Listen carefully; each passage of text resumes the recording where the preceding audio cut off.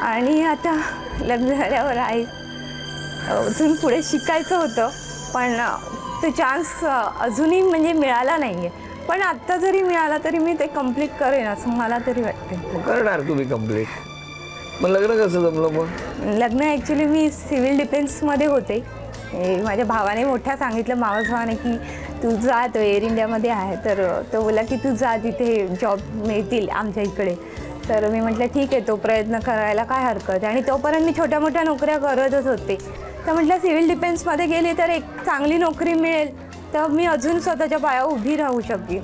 म्हणून मी गेले आणि बघितलं तर तिकडे वेगळंच होतं सगळं. म्हणजे पोलिसांबरोबर सतत राहायचं किंवा पोलीस की चांगले असतील. म्हणजे ॲक्च्युली मला जेंट्सपासून म्हणजे वडील असे वागायचे, त्यामुळे मला जेंट्सचा खूप तिरस्कार होता, चीड यायची मला, की म्हणजे प्रत्येक जेंट्स हा असाच असू शकतो माझ्या वडिलांसारखा, अशी ती माझी एक भावना निर्माण झाली होती. आणि मी ॲक्च्युली म्हणजे टीचर म्हणजे बाईंच्या समोरच बसायची, पण जेंट्स मुलांच्या बाजूची बेंचवर बसायची नाही.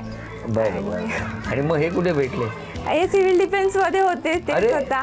आणि त्यांना तिरस्कार होता पुरुषांबद्दल? मग माहिती नाही, पण काय म्हणतात ते जुळून आलं असेल तर, किंवा मला बघितलं त्यांना असं आणि असं वाटलं की मे बी हे तेच असतील, की किंवा मला एक आधार हवा होता, किंवा म्हणा की खूप त्रासले होते, तर त्यांच्याकडून दोन शब्द प्रेमाचे असे म्हणजे चांगला मुलगा म्हणून असं म्हणजे फ्रेंडली असे शब्द मिळायचे. कारण तुम्ही अशी मैत्री अशी झाली नाही आमची. नाही, पण तुमचा इतका तिरस्कार होता, बरोबर. मग अशा वेळेला यांच्याशी बोलण्याचा पहिल्यांदा कधी प्रसंग आला? म्हणजे वही पाहिजे होती मला. एक मिनिट बोलू आधी त्यांना. नमस्कार. नमस्कार. हां, मला ह्यांची म्हणजे ते तुमचं बालपण? माझं बालपण इथे बोरिवलीमध्येच, काजूपाड्यामध्ये. काजूपाडा, गणेश चौक. त्या काय काय बोलतायत ऐकताय ना तुम्ही? हो हो हो. कशी भेट झाली होती तुमची? आमची भेट सिव्हिल डिफेन्समध्ये झाली होती. मी तिथे ग्रुप लीडर होतो. तर माझ्या अंडर मुलं दिली होती की ज्यांना मार्चिंग येत नाही, कारण मी त्यावेळेला चांगलं मार्चिंग वगैरे करायचो ग्रुप लीडर असल्यामुळे. तर त्या मुलांमध्ये आणि ज्यामध्ये लेडीज कमी होत्या, मोजून 2च लेडीज होत्या, आणि या दोघींना येत नव्हते. मार्चिंगच येत नव्हती? मार्चिंगच येत नव्हती. मग माझ्याकडे दिलं या लोकांना की या दोघींना पण घे आणि सगळ्या मुलं ह्यांना पण मार्चिंग करायला. मग पुढे मग मी तिथेच बाजूलाच प्रबोधनकार ठाकरे नाट्यगृहामध्ये तिथे डोअर कीपर म्हणून कामाला होतो. तर पार्ट टाईम होतं तिकडे मी, म्हणजे येऊन जाऊन संडेला माझी तिथे ट्रेनिंग असायची आणि मी तिथे काम करायचो बाकीच्या टायमाला, सोमवार ते रविवारपर्यंत तिकडे. तर तिकडे तिकीट वगैरे पाहिजे असेल कोणाला तर तिकीट बुकिंगला पण बसायचो. तर मग ह्यांना कधी ते नाटकं बघायचे असेल तर मला तिकिटीसाठी सांगायचं. हे बरं आहे, पुरुष आवडत नाही तरी तिकीट बरी काढायला सांगताय. आता तोपर्यंत एवढी ओळख अशी झाली होती ना की मी ॲटलिस्ट विश्वासाने तिकीट मागूया. आणि नाटकं छान छान असायची, प्रशांत दाबल्यांची नाटकं असायची, त्यामुळे ते आवडायची.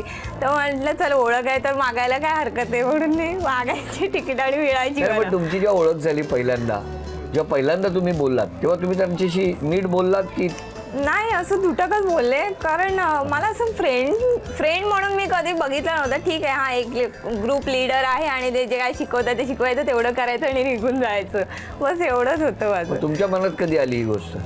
माझ्या मनात तर होती आधीपासून, पण मी कधी बोललो नाही, कारण मी आधीच व्यवस्थित सेटल नव्हतो. मग कोणी प्रपोज केलं? हिनेच. काय हो? म्हणजे मला असं जाणवलं की मे बी हे पण आहे. मी तर होते, पण म्हटलं कसं बोलायचं, काय बोलायचं. मग एक दिवस मला माहिती नव्हतं, मला असं वाटलं की यांच्याकडे मोबाईल होता आणि ह्यांनी मोबाईल तो दिला नव्हता नंबर मला. तर ह्यांच्या मित्रांनी मला तो नंबर दिला. तर मी म्हटलं अरे मोबाईल म्हणजे हा माणूस श्रीमंत असेल ना, म्हणजे हे तेव्हा वेळेची माझी थिंकिंग होती की बहुतेक श्रीमंत असतील. तर मी म्हटलं फोन केला आणि म्हटलं काय रे मोबाईल आहे आणि मला सांगितलं नाही मोबाईल नंबर, मला असं असं दिला. ठीक आहे जाऊ दे, तर म्हटलं मला तिकीटं पाहिजेत, दोन फोन केला. Direct ticket? तो तिकीट आले. नंतर म्हटलं मला फक्त एवढंच उत्तर आहे की मी तुला आवडते का, असं विचारलं? हा, मला तू आवडतोस पण मी तुला आवडते का एवढं फक्त सांगते. बोलले की हा. काय झालं आता सांगा, एका लग्नाची चौथी गोष्ट. नाही, हिने विचारलं तेव्हा मला प्रश्नच पडला की आता हिला काय उत्तर देऊ. तर मी हिला सांगितलं की तू थांब, मी इथं कामामध्ये आहे, मी तुला नंतर फोन करतो. असं सांगितलं. आणि मग नंतर थोड्या वेळाने फोन केला आणि मित्र त्यावेळेला बरोबर होता. म्हटलं असं असं आहे. तर तो बोलला की बघ तुझ्या पद्धतीने कसं काय ते कर. म्हटलं मला पण आवडते, पण मी अजून स्वतः काही सेटल नाही आहे, तर मी कसं काय हे करू. कारण करायचं झालं तर लग्नापर्यंत सगळं करायचं, असं मध्ये सोडून जायचं नाही. त्या ह्याच्यामध्ये होतो मी. पुढे मग काय झालं? तसं आमचं हो नाही असं 7 वर्ष चाललं. म्हणजे मी 7 आईला वर्ष? पण भेटायला गेली होती त्याच्यामध्ये.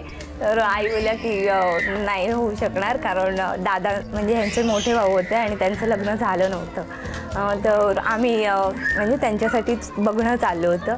तर मी तुमचं कसं करून देऊ असं बोलल्या. म्हटलं ठीक आहे, म्हणजे नाहीच होऊ शकणार आपलं, असं मी बोल. मग ह्यानं म्हटलं ठीक आहे, नाही आता आई वडील नाही बोलतात तर मला त्यांच्या